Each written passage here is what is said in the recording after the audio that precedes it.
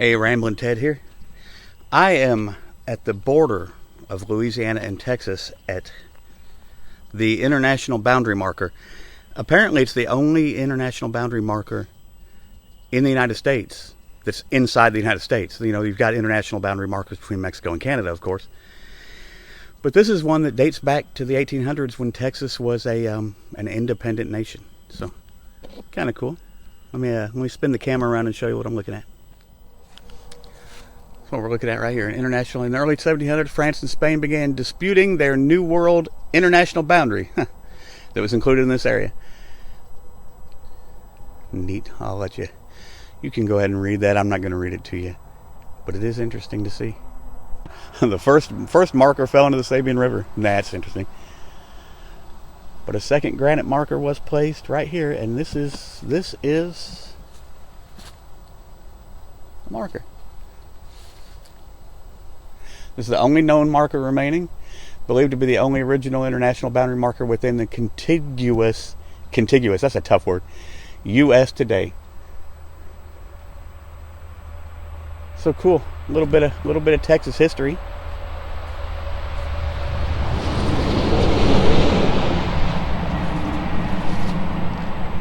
And apparently it is customary to leave a gift here on the marker, which I will do.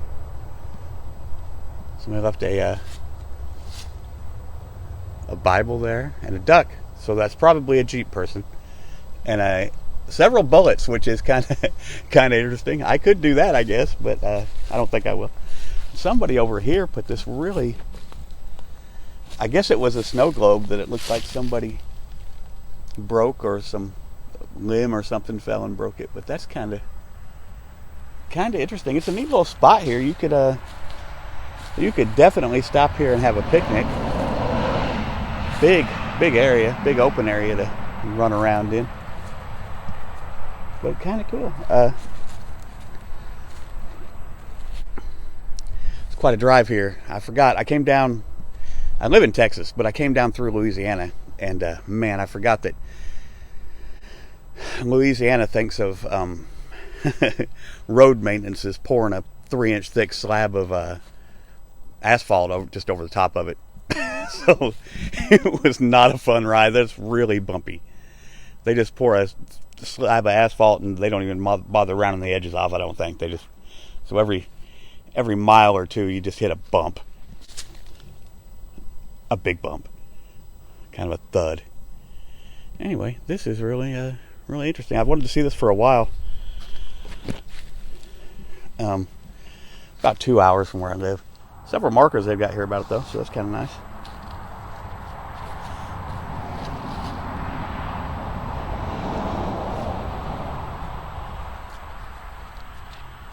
I threw a keychain down there, looks like. Let me go get something out of my car to leave up here. It is an absolutely beautiful day. It does not even seem like it's February. Today's February 1st. I would say it's 75 degrees right now. It is absolutely incredibly nice out.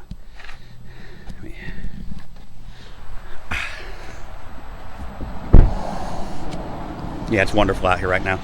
I cannot believe how nice it is. Drive down here was pretty beautiful. We're getting what I grew up calling an Indian summer. Of course, down here it's in February. Where I'm from, it would be in April or May, March.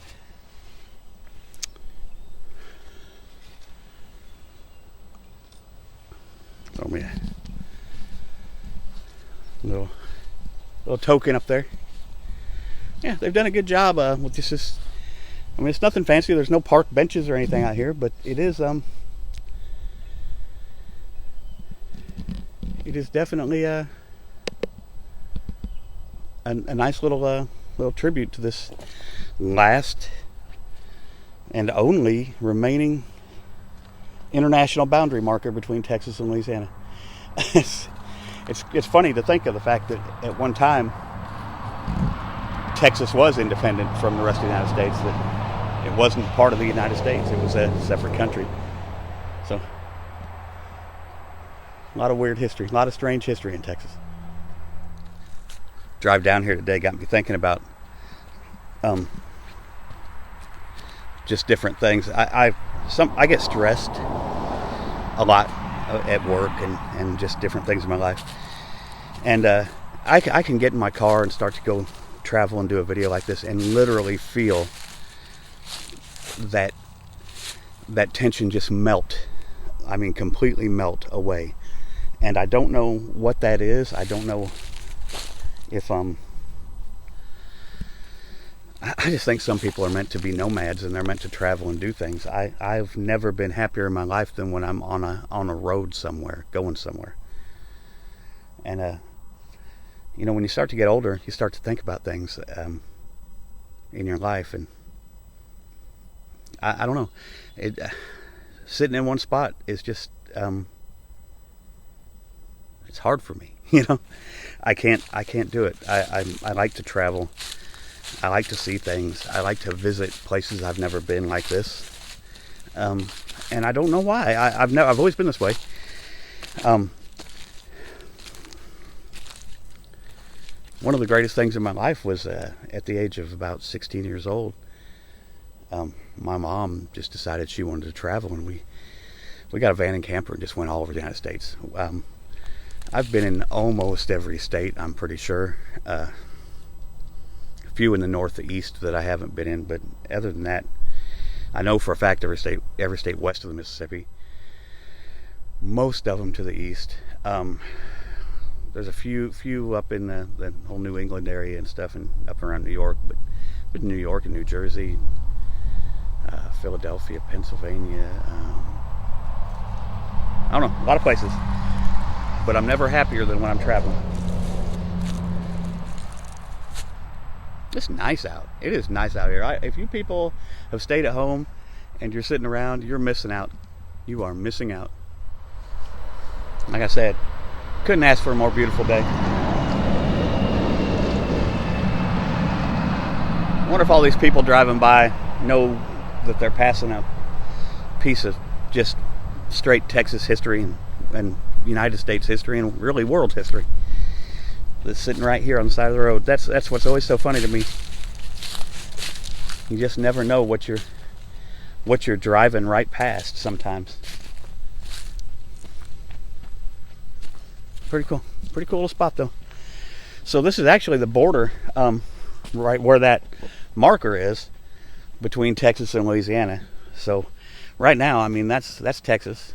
That's 31. If you go right, look this way, that's Louisiana. Let's see what this sign over here says about it.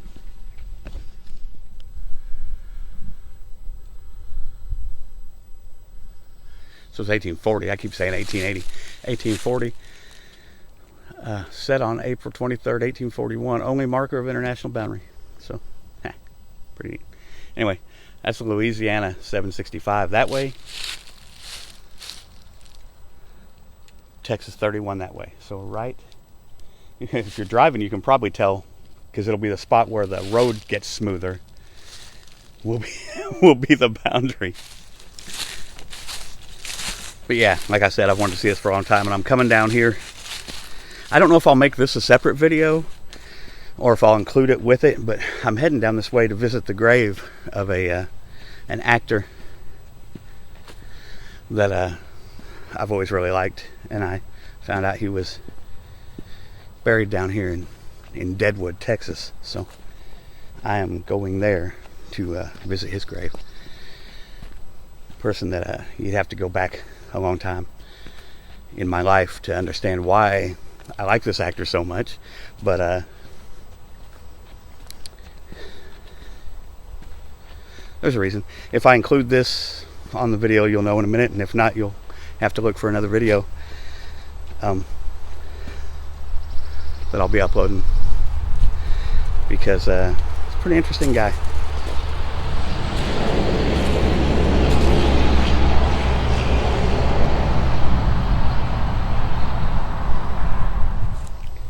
Yeah, I don't think this is going to be long enough to be its own standalone video, so I'm going to head from here to Deadwood Cemetery in Deadwood, the town of Deadwood, Texas, to visit the grave of a guy named Powers Boothe. And I'll explain a little more about it when I get there. Rambling Ted here. Sorry about the wind. It's a little windy out here. I'm at the Deadwood Cemetery. It's kind of funny. I had a plan to stop in the town of Deadwood because, it's Deadwood, Texas. What better Texas? If you can think of a better name for a town in Texas than Deadwood, I can't think of one. But there's nothing. It's an intersection with a gravel pit and a 4-way stop. Actually, I think it's only a 2-way stop. So, yeah, don't think you're going to stop in Deadwood and it be a cool thing to get some video of, because it is not. It is not. But anyway, we're here at Deadwood Cemetery, which is quite a cemetery. Church right behind me. That's behind it. Pretty neat. Pretty nifty place. I'm not sure where Powers Boothe's grave is, but I will find it, and I'm sure I'll see some interesting things in there while I'm at it. I like walking around cemeteries. I'm one of those weirdos. I don't know why, but I've always kind of enjoyed it. So anyway, let me show you around a little bit. This is interesting, in memory of Roland Davis, 1993. But what's on top of this, and I've never seen a video or anything where anybody showed this, is something that I think all cemeteries should have. This is a map of the cemetery, and it literally shows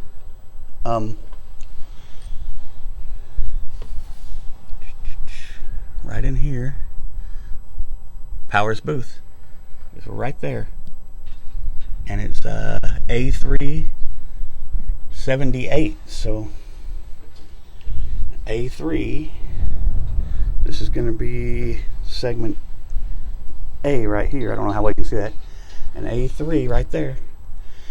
So 78 is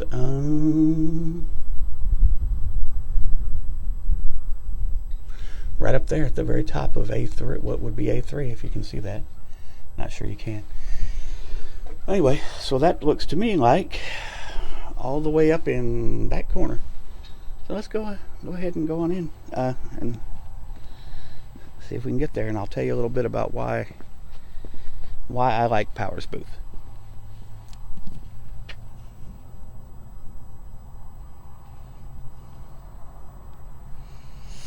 Never seen that before. No pets are to be buried in the cemetery. Huh.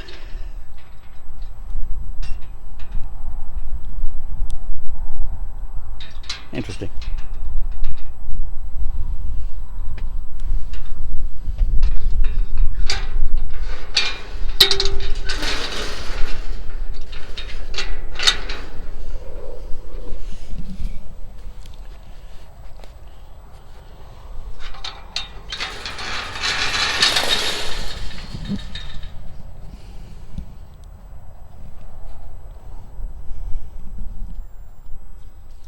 Now, Powers Boothe's been in a lot of movies. He was in Tombstone.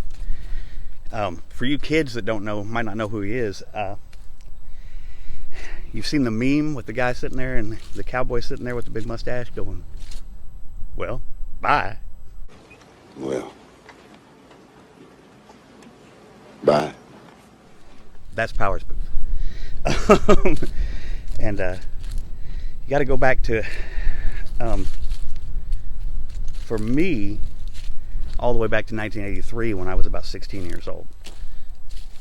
He, when we, it's a long story, it's a crazy story, but I'm going to tell it to you. When we, where I lived I grew up in Iowa, in Des Moines, Iowa, and where I lived was behind the Firestone Tire and Rubber Company plant, where they made Firestone tires. Now, because this plant was a mile long at least, and there were only houses on one side of the road, so we could not get cable TV, which drove me nuts. All my friends had cable. I had no cable. I had nothing. No MTV, none of that cool stuff. So, in order to,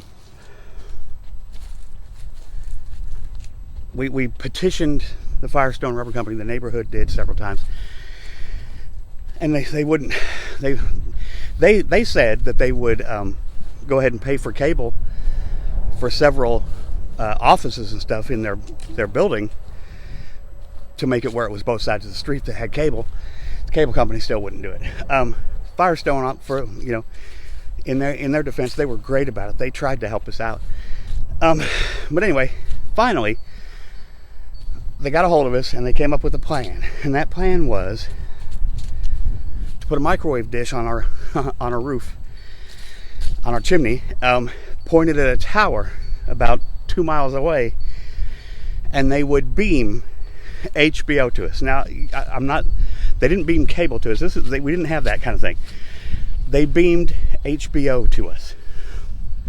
So what we had was, we literally had a dish on our roof that came down a wire to behind the TV, and attached to the TV was one of those, if you've ever had an old Atari or one of those, you had a switch, and you could put your TV on channel 3 or 4. I think we put ours on 4. No, we put ours on 3 because there was a channel 4. Anyway, doesn't matter. I'm getting into semantics that don't matter. But anyway, you'd flip that switch, and then HBO would come through on that channel. That was the only thing we had. HBO, home box office, nothing else. Okay. So we thought we were in heaven. So we could watch the 3 channels we got up there, which I think were, if I'm not mistaken, it was I know there was channel 8, channel 13, and I think channel 4. I'm not 100% sure on that though. And of course PBS. But so anyway, we could flip that on and watch HBO. Well, in 1983, a show aired on HBO, which just changed my whole outlook on life and everything. It was called Philip Marlowe, Private Eye. And the guy that played Philip Marlowe in this show was Powers Boothe.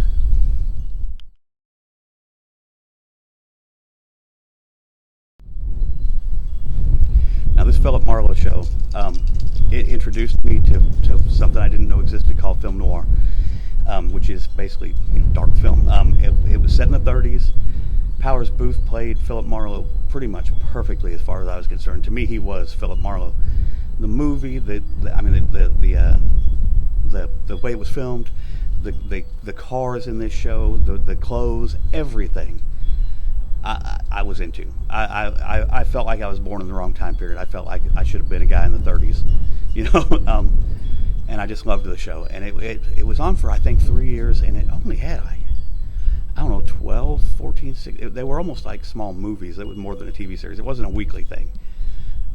They just kind of made these Philip Marlowe Private Eye shows. And so anyway, Powers Boothe always stuck with me. He was one of those guys that was just, he never had huge stardom, but he was a great character actor. Like I said, he was in Tombstone. He was excellent in Tombstone. He's in, oh shoot, I can't even, I'll just mess up. He's been in so many movies and played so many great parts. Red Dawn, I think he's in.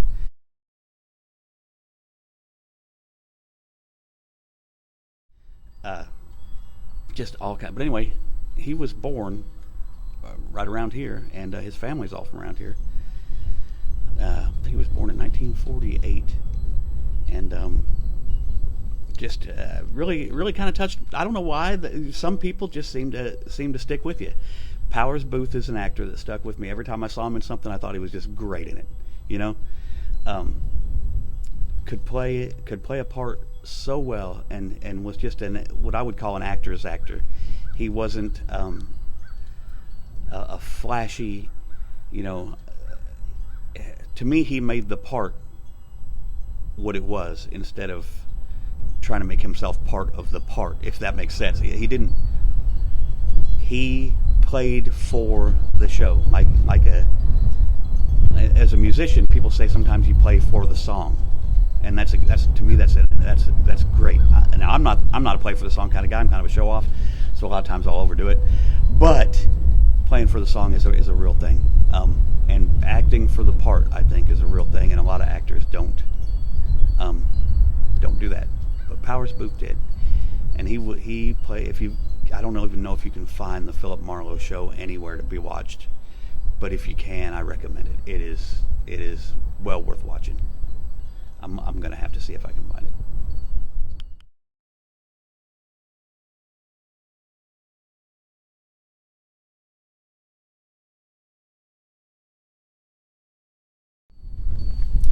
Speaking of being a musician, I was sitting over there underneath that canopy, and I noticed this, and kind of a nice little memorial to somebody there. They even got to have their own bench here to sit at. Hello, doggy. Hello. How are you? What you doing, bud? How are you?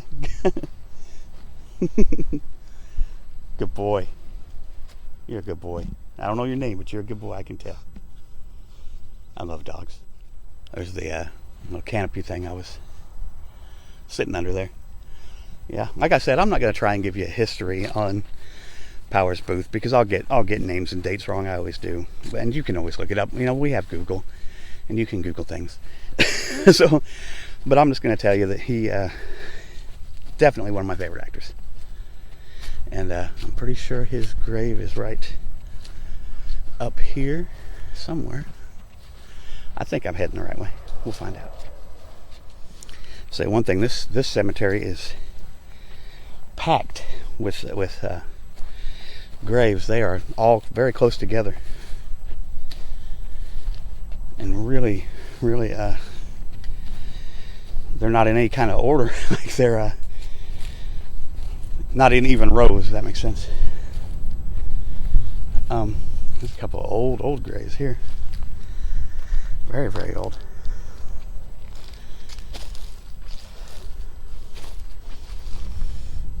That tall stone right there is the Boothe stone.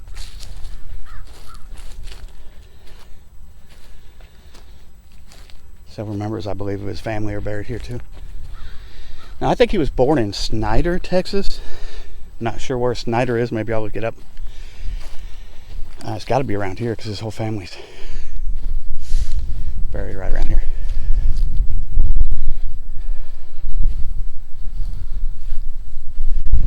Right there. He married his wife Pamela a long time ago. I want to say they got married in the 60s or early 70s. And she's still living. I'm not sure where she lives. But there's the grave of Powers Boothe, June 1st, 1948.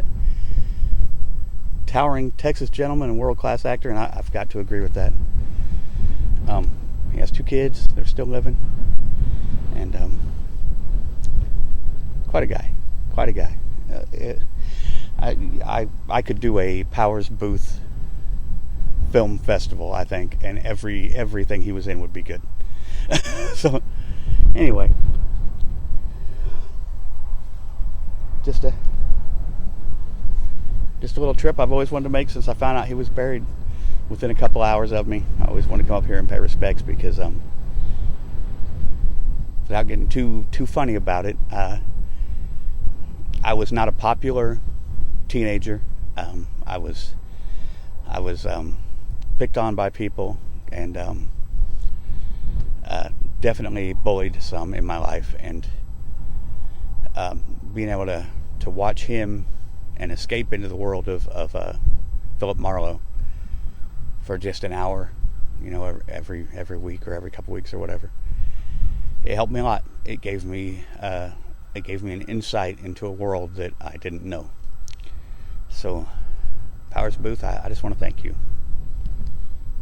You made a tough time for me a lot better without even knowing you were doing it.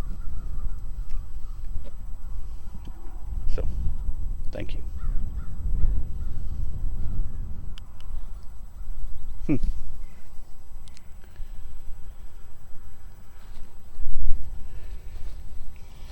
Such a nice day out today. It is about 70, I don't know, it's maybe 75, 76 degrees and just beautiful.